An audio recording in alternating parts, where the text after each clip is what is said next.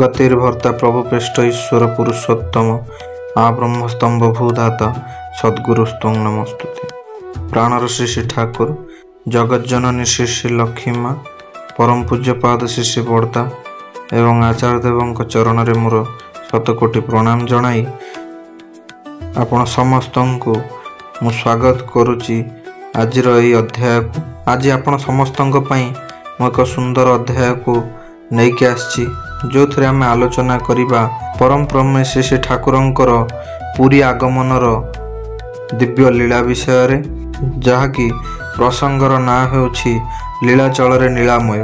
आज प्रसंगटी को आरंभ करने पूर्व आपण समस्त को मु अनुरोध करे आपण माने जदि मोर चैनल को सब्सक्राइब करि नाहंती तो जरूर सब्सक्राइब करि नियंतु, जेमिति कि आपण माननकु प्रथमे नोटिफिकेशन मिलिबो। ता सहित जदि मोर वीडियो आपण माननकु भलो लागु थाए निश्चिंत आपण माननकर 10 जन बंधु को आपण ताकु शेयर करंतु, जहा द्वारा केवल आपणक जीवन रे किछि लाभ हबो सेमिति नुह, आहुरी भी बहुत लोकंकर जीवन रे जदि किछि परिवर्तन आसिला ताहाले आमे निजको किए धन्य मन करिबा। चलंतु आउ समय को नष्ट न करी आजिर अध्याय को आमे आरंभ करिबा। 1922 मसीहा पूजा आबकाश परे नेताजी सुभाष चंद्रंकर जनक जननी आश्रम को आसंती। सेमाने उभय श्री श्री ठाकुरंक एकनिष्ठ भक्त थिले। सही समय रे दिने कथा प्रसंग रे सुभाष जननी श्री श्री ठाकुरंकु पुरी नहीं जिबार इच्छा माता मनमोहिनी निकट रे प्रकाश कले एवं माता मनमोहिनी से कथा श्री श्री ठाकुर को ज्ञापन कराइले। श्री श्री ठाकुर कहिले मोर पुरी जीवा तो मुश्किल, कहीं मोर पुरी जीवार संवाद पाइले सत्संगी माने जे जेउठारे अछंती सबु पुरी जाई उपस्थित हेबे। सेमानंकर समस्तंकर भार संभाळिबाकू बोसमा ओ बोसो भाईंकर अनेक असुविधा हेबो।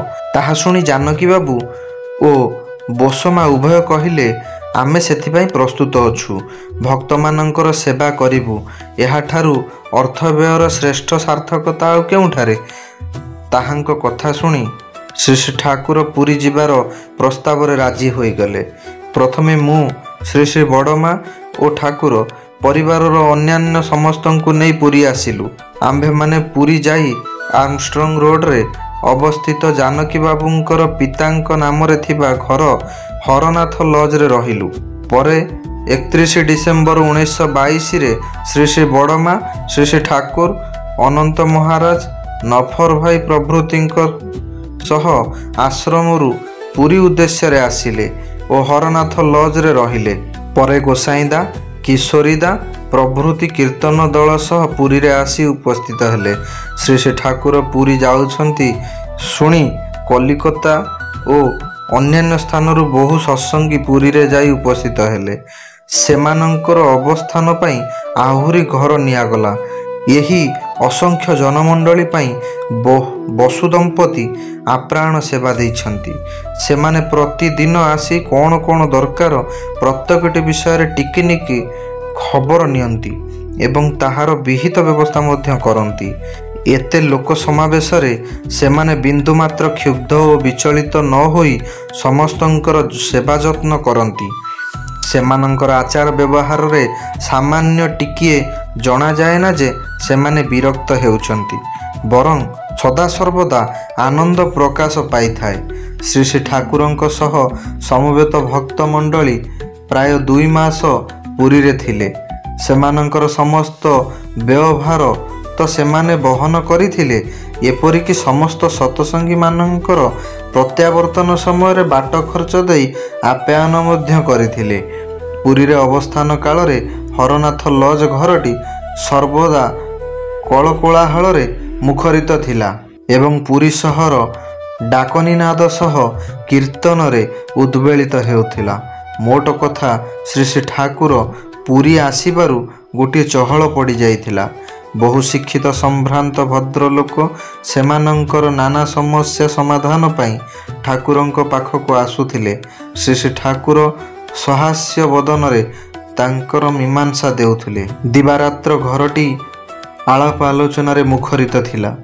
ଦିନେ ଦିନେ କୀର୍ତ୍ତନ ଦଳ ସହ ପୁରୀ ସମୁଦ୍ର ସୈକତରେ ଶ୍ରୀ ଠାକୁରଙ୍କ ସହ ଆମ୍ଭେମାନେ ସ୍ନାନ କରିବାକୁ ଯାଉଥିଲୁ ଏବଂ ତରଙ୍ଗ ତାଳେ ତାଳେ ଡାକନି ନାଦ ଓ କୀର୍ତ୍ତନ ଉଠାପଡ଼ା ଚାଲିଥିଲା।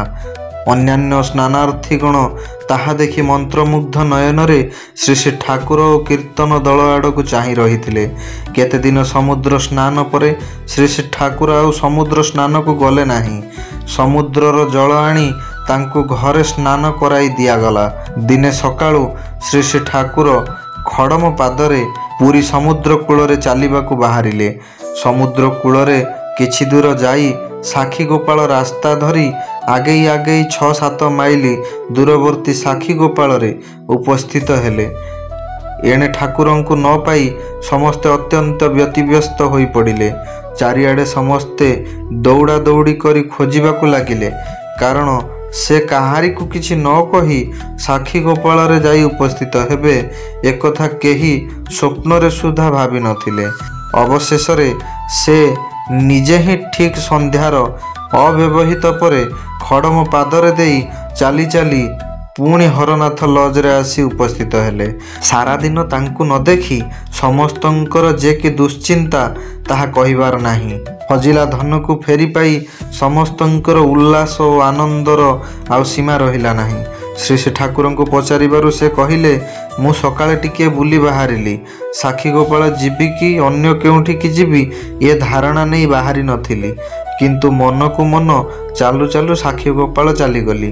ଆମେ ପୁରୀରେ ଥିବା ସମୟରେ ଗୋସେଇଁଦା, କିଶୋରୀଦା, ନଫର ଭାଇ, କୋକନ, ତରଣୀ ଓ ଅନ୍ୟାନ୍ୟ କୀର୍ତ୍ତନର ଦଳବଳ ସହ କୀର୍ତ୍ତନ କରି କରି ଜଗନ୍ନାଥ ଦେବଙ୍କ ମନ୍ଦିର ସିଂହଦ୍ୱାରରେ ଉପସ୍ଥିତ ହେଲୁ। ସିଂହଦ୍ୱାରରେ ଉପସ୍ଥିତ ହୋଇ କିଶୋରୀଦା ଓ ଗୋସେଇଁଦାଙ୍କର ଉଦଣ୍ଡ କୀର୍ତ୍ତନ ସମସ୍ତଙ୍କୁ ଦୃଷ୍ଟି ଆକର୍ଷଣ କରିଥିଲା। ପଣ୍ଡାମାନେ ଆସି ଚାରି ପାଖରେ ସମବେତ ହେଲେ। ମନ୍ଦିରରେ ଚର୍ମ ପ୍ରବେଶ ନିଷେଧ, ଚର୍ମ ନିର୍ମିତ ବାଦ୍ୟଯନ୍ତ୍ର ମଧ୍ୟ ନିଷେଧ। ତେଣୁ ମନ୍ଦିରରେ ଯେପରି ଆମ୍ଭେମାନେ ପ୍ରବେଶ କରିନପାରୁ ସେଥିପାଇଁ ବାଧା ଦେବାକୁ ପଣ୍ଡାମାନେ ସମବେତ ହେଲେ। କିନ୍ତୁ ଏପରି ପ୍ରବଳ ଓ ମନମତାଣିଆ କୀର୍ତ୍ତନ ଓ ଉଲ୍ଲମ୍ଫନ ଚାଲିବାକୁ ଲାଗିଲା ଯେ ସେମାନଙ୍କୁ ବାଧା ଦେବା ପଣ୍ଡାମାନଙ୍କ ପକ୍ଷେ ସମ୍ଭବ ହେଲା ନାହିଁ। ପଣ୍ଡାମାନଙ୍କର ବ୍ୟୁହ ଭେଦ କରି କୀର୍ତ୍ତନ ଦଳ ମନ୍ଦିର ଭିତରକୁ ଆଗେଇ ଚାଲିଲେ। ମୁକ୍ତି ମଣ୍ଡପର ପାଖରେ ଯାଇ ପଣ୍ଡାମାନେ ସମବେତ ହୋଇ ଆମ୍ଭମାନଙ୍କୁ ଜୋର ବାଧା ଦେଲେ। ଫଳରେ ଆମ୍ଭମାନଙ୍କୁ ଫେରିବାକୁ ହେଲା। ସେଦିନ କୀର୍ତ୍ତନ ଦଳରେ ଶ୍ରୀ ଠାକୁର ନଥିଲେ। ଶ୍ରୀ ଠାକୁର ଦିନେ ମହାରାଜଙ୍କୁ ସାଙ୍ଗରେ ନେଇ ମନ୍ଦିରରେ ଶ୍ରୀ ଶ୍ରୀ ଜଗନ୍ନାଥ ଦେବଙ୍କୁ ଦର୍ଶନ କରିବାକୁ ଯାଇଥିଲେ। ଶ୍ରୀବିଗ୍ରହର ପଣ୍ଡାମାନେ ଠାକୁରଙ୍କୁ ଯଦିଓ ଚିହ୍ନି ନଥିଲେ ତଥାପି ସେମାନେ ତାଙ୍କୁ ବେଶ ଯତ୍ନ କରି ସାମ୍ନାକୁ ନେଇ ଶ୍ରୀବିଗ୍ରହ ଦର୍ଶନରେ ସହାୟତା କରିଥିଲେ। ଶ୍ରୀ ଠାକୁର ପୁରୀରେ ଥିବା ସମୟରେ ଅନେକ ଲୋକ ଦୀକ୍ଷା ଗ୍ରହଣ କରିଥିଲେ। ଶ୍ରୀ ଠାକୁର ଚାଲି ଆସିବା ପରେ ମଧ୍ୟ ଗୋସାଇଁଦା ସେଠାରେ ରହି ଅନେକଙ୍କୁ ସତ୍ମନ୍ତ୍ରର ଦୀକ୍ଷା ଦେଇଥିଲେ। ଏହିପରି ଭାବେ ଲୀଳାମୟଙ୍କର ଦିବ୍ୟ ଲୀଳା ପୁରୀ ଆଗମନରେ ଉଛୁଳି ଉଠିଥିଲା। ଲୀଳାମୟଙ୍କର ଲୀଳାକୁ ସମ୍ପୂର୍ଣ୍ଣ ଶୁଣିବା କିମ୍ବା ସମ୍ପୂର୍ଣ୍ଣ ଅନୁଭବ କରିବା ତ ସମ୍ଭବ ନୁହଁ। ଇଏ ଥିଲା ଲୀଳାମୟଙ୍କର ଲୀଳାର କିଞ୍ଚିତ ମାତ୍ର। ଏଣୁ ଏଇଭଳି ଆମେମାନେ ତାଙ୍କ ଦିବ୍ୟ ଲୀଳାକୁ ଆସ୍ୱାଦନ କରି ଆନନ୍ଦ ମୁଖରିତ ହୋଇ ବଞ୍ଚିବା, ଆଉ ନିଜ ଜୀବନରେ ତାଙ୍କର କହିଥିବା କଥାକୁ ଆଉ ଆମ୍ଭମାନଙ୍କ ପାଇଁ ଦେଇ ଯାଇଥିବା ଯେଉଁ ସତ୍ମନ୍ତ୍ରକୁ ଆମେ ଜପି ଆମେ ତାଙ୍କର କଥାକୁ ମାନି ଚାଲିବା, ଆଉ ତାଙ୍କ ମନଲାଖି ମଣିଷଟିଏ ହେଉଠିବା। ଆଜିର ପ୍ରସଙ୍ଗକୁ ଆମେ ଏଇଠାରେ ରଖିବା। ଯଦି ଆପଣମାନେ ମୋର ଚ୍ୟାନେଲକୁ ସବସ୍କ୍ରାଇବ୍ କରିନାହାନ୍ତି ତ ସବସ୍କ୍ରାଇବ୍ କରିକି ବେଲ୍ ଆଇକନ୍କୁ ଦବାଇ ଦିଅନ୍ତୁ, ଯେମିତିକି ଏହିଭଳି ଭଲ ଭଲ ଭିଡ଼ିଓ ଆପଣମାନଙ୍କୁ ପ୍ରଥମେ ପହଞ୍ଚି ପାରିବ। ଆଉ ଯଦି ମୋର ଭିଡ଼ିଓ ଆପଣମାନଙ୍କୁ ଭଲ ଲାଗୁଥାଏ ତ ଆପଣଙ୍କର ଲାଇକ୍, କମେଣ୍ଟ ଆଉ ସେୟାର ନିଶ୍ଚିନ୍ତ ଆପଣମାନେ କରନ୍ତୁ। ଆପଣମାନଙ୍କର ମିନିମମ୍ 10 ଜଣ ସାଙ୍ଗକୁ ଏ ଭିଡ଼ିଓ ଟିକେ ସେୟାର କରନ୍ତୁ, ଯେମିତିକି କେବଳ ଆପଣମାନେ ନୁହେଁ ଆପଣଙ୍କ ପରିବାର ଆପଣଙ୍କର ବନ୍ଧୁବାନ୍ଧବ ସାଙ୍ଗସାଥି ମଧ୍ୟ ଠାକୁରଙ୍କର ଦିବ୍ୟ ଲୀଳାକୁ ଶୁଣି ସେ ବି ତାଙ୍କ ଜୀବନରେ ଖୁବ୍ ଆନନ୍ଦରେ ରହିବେ ଆଉ ତାଙ୍କର ପରିବାର ହସି ଉଠିବ ଆଉ ତାଙ୍କୁ ଦେଖି ଆମେ ମଧ୍ୟ ହସି ଉଠିବା। ଏତିକି କହି ଆପଣ ସମସ୍ତଙ୍କର ଶୁଭକାମନା କରି ରହିଲି। ଜୟ ଗୁରୁ। ପୁଣି ଦେଖା ହେବା ଆଗାମୀ ଅଧ୍ୟାୟରେ।